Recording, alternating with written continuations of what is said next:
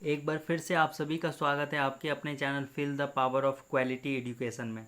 जैसा कि आप सभी जानते हैं, इस वीडियो में हम लोग क्वेश्चन नंबर 11 और 12 को सॉल्व करने वाले हैं। तो क्वेश्चन नंबर 11 का ए में हमारे पास दिया हुआ है शून्य का व्युत्क्रम। ठीक है, शून्य का व्युत्क्रम हमें ज्ञात करना है। तो सबसे पहले हम लोग को समझना होगा कि व्युत्क्रम क्या होता है। ठीक है, व्युत्क्रम क्या होता है। ठीक है, अगर हम लोग बात करें 5/6, तो 5/6 का व्युत्क्रम क्या होगा? 5/6 का व्युत्क्रम होगा 6/5।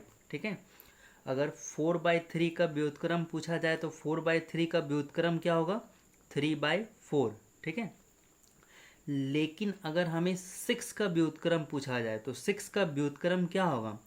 तो 6 के नीचे कुछ नहीं है, तो 6 के नीचे कुछ नहीं है तो क्या होगा? 1 होगा। ठीक है, तो 6 का व्युत्क्रम क्या होगा? 1/6 होगा। ठीक है, तो उसी तरह से हमें 0 का व्युत्क्रम पूछा गया है, 0 का व्युत्क्रम।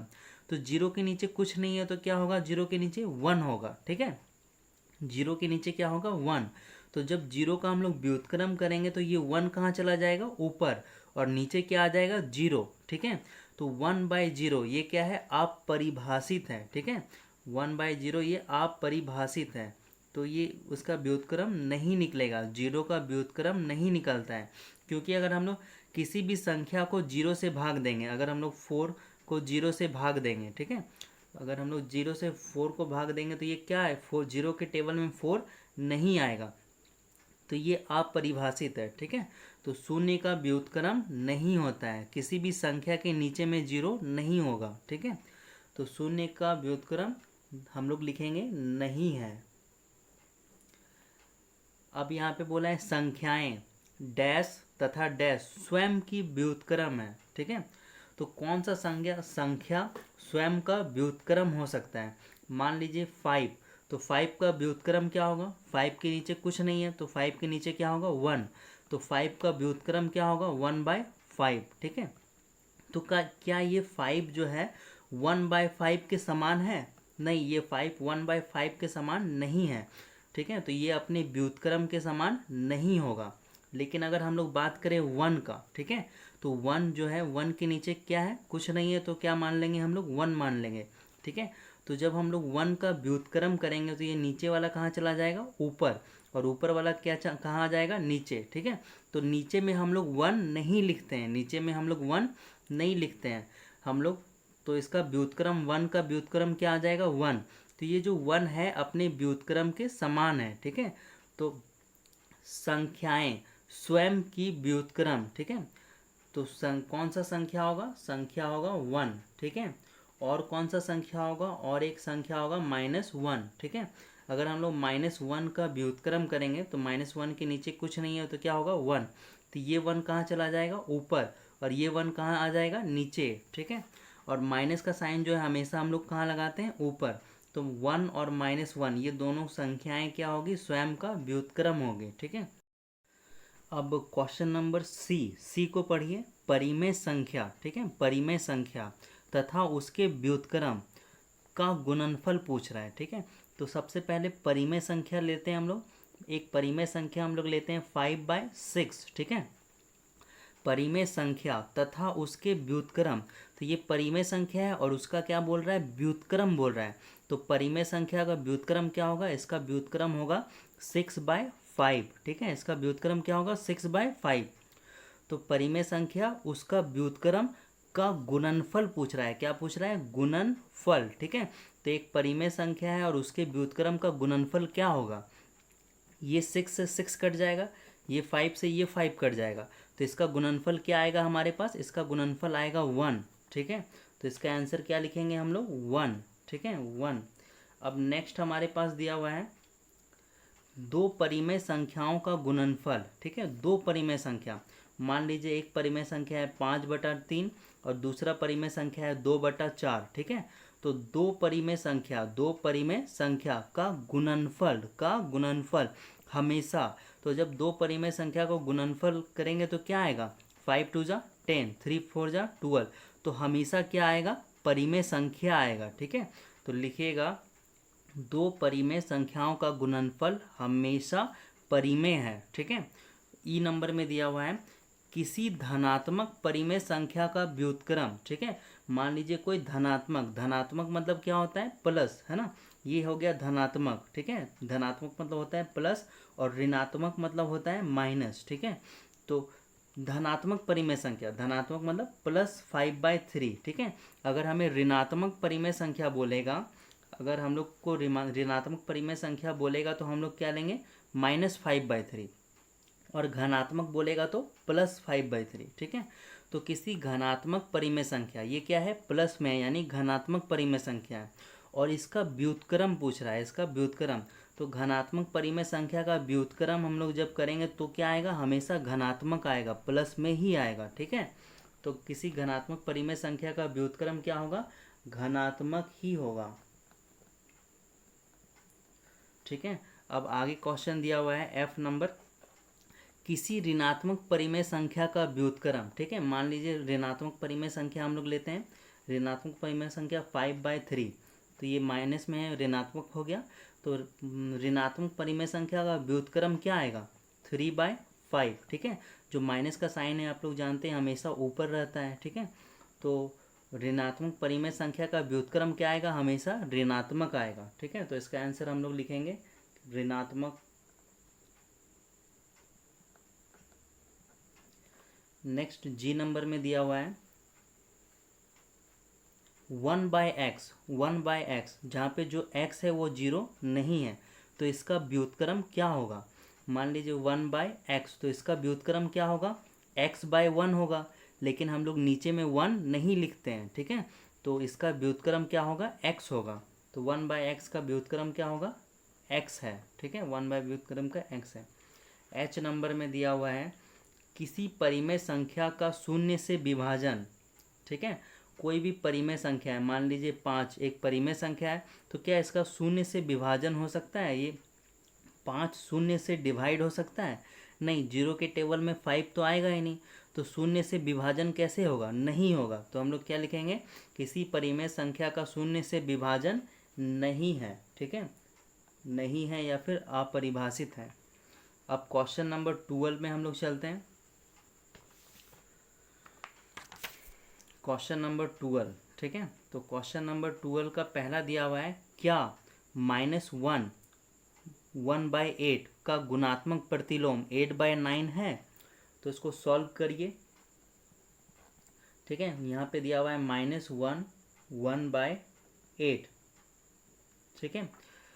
तो इसका ये जो संख्या हमें दिया हुआ है, इसका गुणात्मक प्रतिलोम ये है या फिर नहीं है, ठीक है, ये हमें बताना है। तो इसको पहले आप लोग सॉल्व कीजिए, क्या हो जाएगा, 8 1 जा 8 हो जाएगा, ठीक है। ये नीचे में कितना रहेगा, 8 रहेगा, और ये 8 1 जा क्या होगा, 8 होगा, और ये माइनस का माइनस, है ना। और उसमें हम लोग क्या करते हैं, ऊपर वाले को जोड़ देते हैं, ठीक है। तो अब क्या होगा, यहाँ पे नीचे में क्या होगा, 8 होगा, और ये माइनस प्लस क्या होगा, माइनस होगा, ठीक है। तो माइनस हो गया, 8 में 1 जाएगा 7, बड़ा ये है इसके साइन लगेगा, ठीक है। इसमें तो मुझे नहीं लगता कि आपको कोई कन्फ्यूज़न होना चाहिए। इसको मैं एक बार रफ में और क्लियर करता हूँ। अगर हमारे पास कोई मिक्स्ड फ्रैक्शन दिया हुआ है, मान लीजिए 2 3/5, तो इसको हमें सॉल्व करना है। तो इसको हम लोग कैसे सॉल्व करेंगे, ये दिया हुआ फ्रैक्शन को, इसको और इसको मल्टीप्लाई करते हैं, इन दोनों को हम लोग क्या करेंगे, मल्टीप्लाई। 5 2 जा कितना होगा, 10, 5 2 जा 10, और ये जो ऊपर में रहता है इसको हम लोग क्या करते हैं, प्लस करते हैं, और बाय में क्या है, 5, ठीक है। तो यही काम मैंने यहाँ पर किया है, ठीक है। तो यहाँ पे कितना आ गया, -7/8, ठीक है। तो देखिए इसका व्युत्क्रम, सॉरी इसका गुणात्मक प्रतिलोम, ठीक है। तो -7/8 का गुणात्मक प्रतिलोम, तो -7/8 का गुणात्मक प्रतिलोम क्या होगा, गुणात्मक प्रतिलोम जो नीचे में है वो कहाँ चल जाएगा, ऊपर, और जो ऊपर में है वो कहाँ आ जाएगा, नीचे, ठीक है। तो ये इसके बराबर नहीं है, इज़ नॉट इक्वल टू 8/9, ठीक है। तो क्या लिखेंगे कि नहीं, आंसर में हम लोग लिखेंगे नहीं, ठीक है। और क्यों नहीं है उसका रीज़न हमने यहाँ पर दे दिया है, ठीक है। यहाँ पर जो मल्टीप्लाई गुना का साइन दिया है ना, तो इसके जगह पे आप लोग लिखिएगा -7/8 का गुणात्मक प्रतिलोम, ठीक है, ये ज़्यादा बेटर रहेगा। क्या लिखेगा? -7/8 का गुणात्मक प्रतिलोम, -7/8 का गुणात्मक प्रतिलोम। तो -7/8 का गुणात्मक प्रतिलोम क्या होगा? 8/7, और ये जो माइनस का साइन है हमेशा ऊपर में रहेगा, ठीक है। तो ये इसका आंसर है। नेक्स्ट दिया हुआ है इसको, क्या 1/3 का गुणात्मक प्रतिलोम 0.3 है या फिर नहीं, ये बताना है, ठीक है। तो सबसे पहले इसको सॉल्व कीजिए। इसको हम लोग क्या करेंगे, इन दोनों को मल्टीप्लाई करेंगे और इसको क्या करेंगे, जोड़ देंगे, ठीक है। तो ये बराबर होगा, किसके बराबर होगा? 3 3 ज़ा 9 और ये +1, ठीक है। तो ये बराबर होगा 10/3 के। यहाँ पे इसको सॉल्व करने के बाद कितना आ गया? 10/3। तो यहाँ पर बोला है इसका हमें क्या निकालना है? पहले गुणात्मक प्रतिलोम निकालना है 10/3। ये किसका 10/3 किसका वैल्यू आया है? इसका वैल्यू आया है, ठीक है। तो इसका यानी कि इसका हमें क्या निकालना है? गुणात्मक प्रतिलोम। तो 10/3 का गुणात्मक प्रतिलोम क्या होगा? 10/3 का गुणात्मक 10/3 का गुणात्मक प्रतिलोम 10/3 का गुणात्मक प्रतिलोम हो जाएगा 3/10, ठीक है। तो अब देखिए कि 3/10 0.3 के बराबर है या नहीं। तो यहाँ पे हम लोग रफ में करते हैं 3/10, ठीक है। तो ये 10 आ जाएगा यहाँ और 3 यहाँ पे। 10 का टेबल में 3 नहीं आता है, तो यहाँ पे क्या करेंगे? पॉइंट बैठाएंगे। अब पॉइंट के आगे क्या देते हैं हम लोग? 0, ठीक है। तो पॉइंट बैठाएंगे यहाँ पे। तो पॉइंट जब हम लोग यहाँ पे बैठा दिए तो हम लोग यहाँ पे क्या ले सकते हैं? 0 ले सकते हैं। 10 का टेबल में 30 कितने बार में आएगा? 3 बार में आएगा, ठीक है। तो ये हमारा क्या आ रहा है? 0.3 आ रहा है। और यहाँ पर भी क्या दिया गया है? 0.3। तो इसका आंसर क्या होगा? हाँ, ठीक है। इसका आंसर होगा हाँ। और जो कारण है वो हमने यहाँ पर दे दिया है, बता दिया है। अगला है, क्या 0.4 का व्युत्क्रम, ठीक है, इस 0.4 का व्युत्क्रम 5/2 होगा, ठीक है, ये हम बताना है। तो इसको हम लोग सॉल्व करते हैं। ये 0.4 का व्युत्क्रम, ठीक है। तो यहाँ पे 0.4 दिया हुआ है, तो 4 के नीचे कुछ नहीं है तो क्या होगा? 1 होगा, ठीक है। तो 0.4 का हम लोग क्या लिखेंगे? व्युत्क्रम। 0/4 का व्युत्क्रम क्या हो जाएगा? ये जो नीचे वाला 1 है वो कहाँ चला जाएगा? ऊपर चला जाएगा। और जो 0.4 है वो कहाँ आ जाएगा? नीचे आ जाएगा, ठीक है। अब यहाँ पे देखिए पॉइंट के बाद कितना अंक है? पॉइंट के बाद 1 अंक है, ठीक है। तो पॉइंट को हटाएंगे तो 1 0 ऊपर लग जाएगा, ठीक है। पॉइंट को हटाएंगे तो 1 0 कहाँ लग जाएगा? ऊपर। तो यहाँ से पॉइंट को हटाएंगे 1 0 ऊपर लग जाएगा। तो यहाँ पे कितना आ रहा है? 10/4, ठीक है। और ये 10/4 कट जाएगा, ये 2 के टेबल में 2 बार में, और ये 2 के टेबल में 5 बार में, ठीक है। तो ये 5/2 और 5/2 इक्वल है, ठीक है। तो इसका भी आंसर क्या होगा? हाँ। अब हम लोग डी नंबर का क्वेश्चन सॉल्व करते हैं।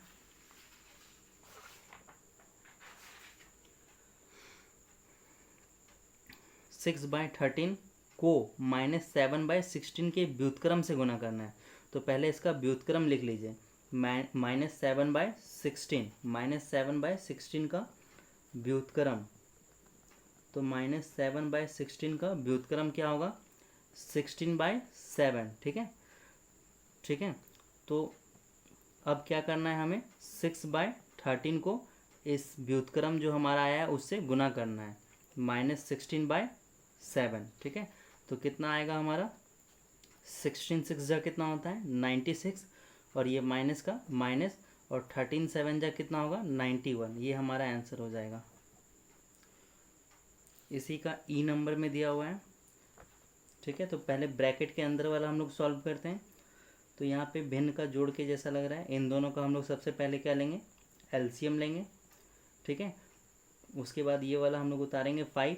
2 के टेबल में 14 कितना बार में आता है? 7 बार में आता है, प्लस ये 2 यहाँ से हम लोग उतार लेंगे। 7 का टेबल में 14 कितने बार में आएगा? 2 बार में आएगा। और यहाँ पे मल्टीप्लाई क्या हो जाएगा? 5। ये किसके बराबर हो जाएगा? 5 7 जा 35, ठीक है। और ये 2 2 जा हो जाएगा 4, और ये बाय में 14, ठीक है। और यहाँ पे क्या लिखेंगे, इंटू 5, यहाँ पे बराबर 35 और 4 को हम लोग प्लस करेंगे, आएगा 39/4, 39/14 इंटू 5। अब 5 के नीचे कुछ नहीं है तो क्या हो जाएगा, 1 हो जाएगा, ठीक है। ये 14 1 जा कितना हो जाएगा 14, 5 9 जा 40, सॉरी 5 9 जा 45, 45 का 5 हाथ में रहा 4, 5 3 जा 15, 15 और 4 कितना हो गया 19। तो ये इसका आंसर होगा 195/14। आगे यहाँ पे क्वेश्चन दिया हुआ है एफ नंबर में 0/2 का व्युत्क्रम हमसे पूछ रहा है। 0/2 का व्युत्क्रम क्या होगा, तो व्युत्क्रम क्या होगा, अपरिभाषित होगा, अपरिभाषित, ठीक है। क्यों अपरिभाषित होगा, क्योंकि ये जो 0/2 है ना, तो 0/2 का हम लोग अगर व्युत्क्रम करेंगे तो ये 2 कहाँ चल जाएगा ऊपर, और 0 कहाँ आएगा नीचे, और किसी भी संख्या के नीचे 0 नहीं होता है, ठीक है। तो 0/2 का व्युत्क्रम नहीं होगा। 0/2 का व्युत्क्रम क्या होगा, अपरिभाषित। ई में क्वेश्चन दिया हुआ है 5/7 प्लस 2/7 इंटू 5, ठीक है। तो इसका मान ज्ञात करना है। तो 7 और 7 का हम लोग एलसीएम लेंगे तो क्या होगा 7 होगा, और 5 और 2, 5 और 2 कितना हो जाएगा 7 हो जाएगा, और ये मल्टीप्लाई 5, और ये 7 7 कट जाएगा तो हमारे पास क्या बचेगा, यहाँ पे 1 बचेगा। 7 के टेबल में 7 1 बार में आएगा, तो 1 5 जा कितना हो जाएगा 5 हो जाएगा। तो इसका आंसर कितना आएगा 5 आएगा।